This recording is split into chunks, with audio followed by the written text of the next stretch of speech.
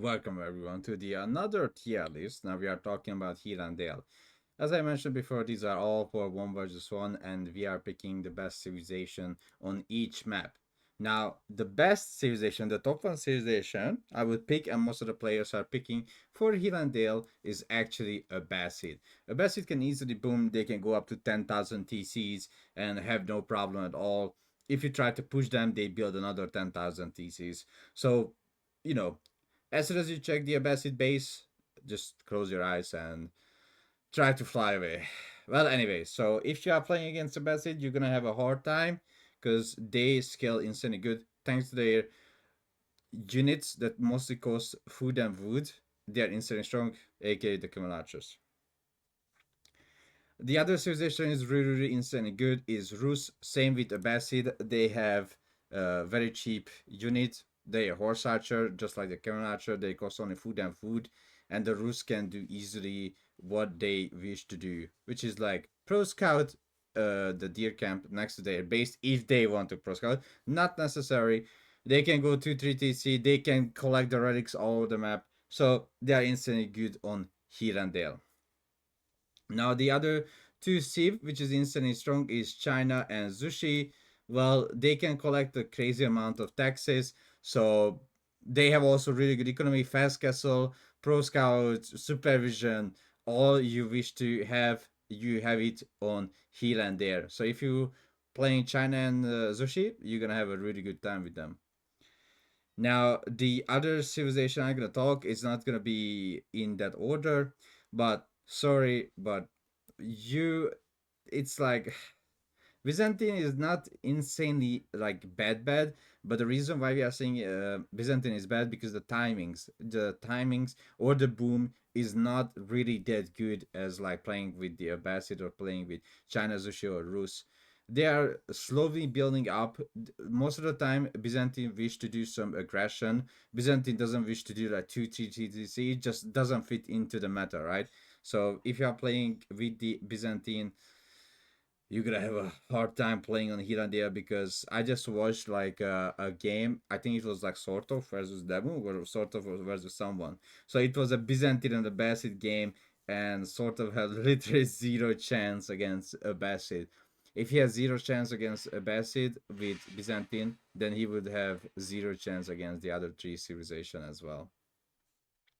The next civilization we're gonna talk about is gonna be in the good. It's gonna be KT, English, Japanese, HRE, and OOTD.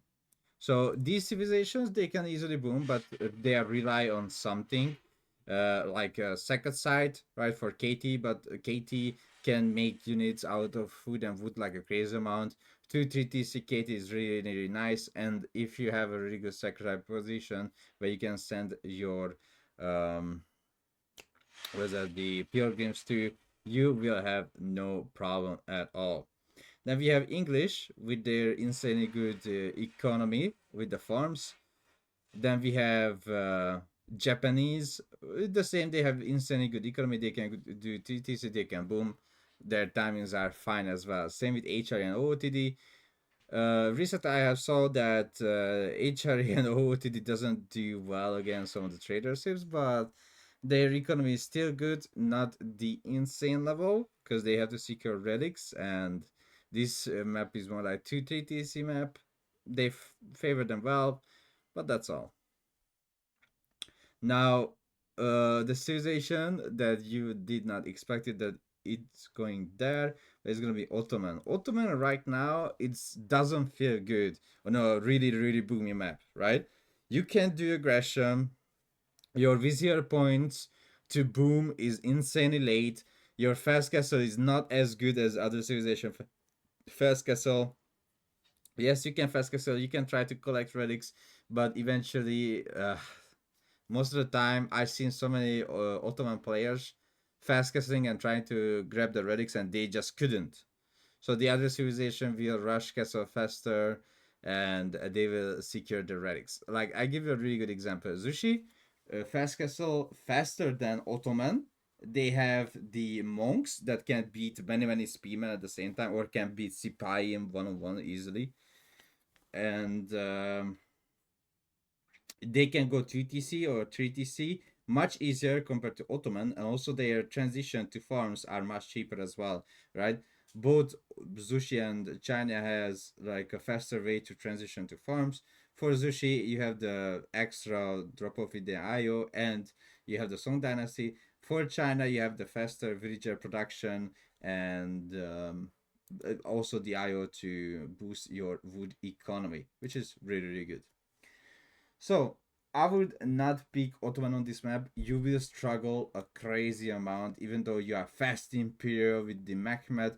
It's in like honestly, if I'm honestly, it doesn't matter because the rest of the civilization will get a better map control. You can try to play Ottoman. Maybe you're gonna win one or two game, but most of the time, if you have a 20% chance to win, why would risk the 20% when there are cities that can easily play it on that map? By the way, one more civilization I forgot, two more civilization that I forgot to put inside the insane is gonna be the Mongols and the House of Lancaster. I forgot to put them into the insane because Mongol with their trade is crazy strong, so you can easily like insane trade with the Mongols, insane good. With the House of Lancaster, you just do the 9 banner boom. You can go 2-3 TC and you just spam a yeoman with your spearman. Also, you can fast castle as well with 3 manners with a white tower, securing map control with your white tower. Like that, you can say send 8 villagers to the middle, build a white tower, and boom, you have 3 man-at-arm. Now just collect the relics. So instantly good with the House of Lancaster as well. Civilizations in the Soso is gonna be Delhi, French, Jeanne d'Arc, Malian, and Ayubid.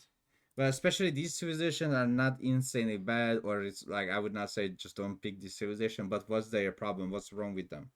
First of all, Delhi, you need to control the sacrifice, but the sacrifice most of the time are so insanely far away from each other that you can't really secure them, or even if you trying to secure them, you have to spend a lot of resource, and your reinforcement will be late most of the time. You can play Delhi on this map. Sadly, your boom or 2-3 TC is not going to work out at all. You have to play it for a second side. And if the other civilizations inside the good or insane will try to play against you on the second sides, they can go 2 TC and fight you on the second side, or they can go fast castle and fight you on the second side. So it's not a bad civilization to play on Hill and Dale, but there are civilizations that are much better to play on the Hill and Dale, in my personal opinion. Again, don't forget, this is my personal opinion, and these are the civs I would pick if I'm playing on Hill and Dale.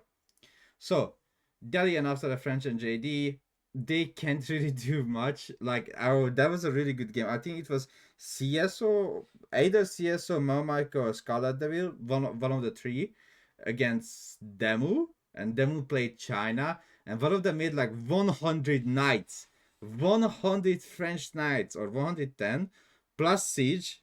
Oh, it was Jeanne d'Arc. So I think it was Jeanne d'Arc. So French Knight, Jeanne d'Arc, and Siege, like 100 something, or maybe it was normal French. And even that with the 100 Knights plus Siege couldn't beat China. I think it was China, either China or Zushi. Couldn't beat it. Now imagine if you have 150 military population, right? So like 100 knights and siege, and you can't beat the Chinese. That's insanely strong. So they are fine against a few other civilizations, but because their trade are really nice, but I see both of them losing to these civs very much. Malian, well, you're gonna struggle with your pit mines, but even though you're gonna struggle with your pit mines, you can still trade, which is Malian trade is not bad on Hill and Dale, and you have the cows on your hill, right? So your cow boom is on the hill, so it's much harder to destroy it for the opponents to go inside your base, because you can just wall off the hills and that's it.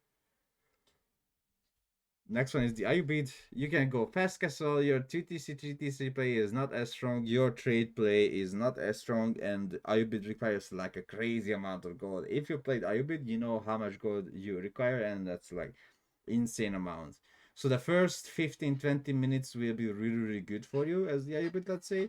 But after that you're gonna struggle, like you're gonna struggle so much on this map that you're gonna think like, oh my god, why did I even pick Ayubit on this map? I don't even know, right? So yeah, honestly, again, let's go from top of the bottom. I put Insane Abbasid, Rus, China, Zushi, Mongol, and House of Lancaster because they are insanely easy to boom or fast castle and securing the map and collecting relics. So those were my best picks to play on here and there. Then after that we have KT, English, Japanese, HRA, and OOTD. Both of these civilizations are really up to securing relics, and these civilizations can easily pick up the relics from you, so you're gonna struggle a lot if you are playing against this civilization. Basically they are not going to pick the relic up from you, but they are their feudal aggression with the cavalry archers. You most of the time you will not have a slightest chance to even pick uh, two relics up. You're gonna have the chance to pick the relic next to your base, but other than that, like Bassett will have like 20 cavalry archer and still in feudal, and you can be in Imperial, but he gonna beat you in feudal. That's how good is the uh, 3TC feudal play by Abbasid. Katie, really nice economy. You can go with the hospitaller knights. English, you have gold income from your farms, and Japanese, you have really good farms and very very strong infantry. Then we have the Delhi French and Jeanne d'Arc, Malian, and Ayubid. They share the same fate of well, these Civs are nice, but when we have Civs that can do the same thing but 2 times better, we're gonna pick those Civs. That's insane. Insane. Now we have the Byzantine struggles with 2TC booming.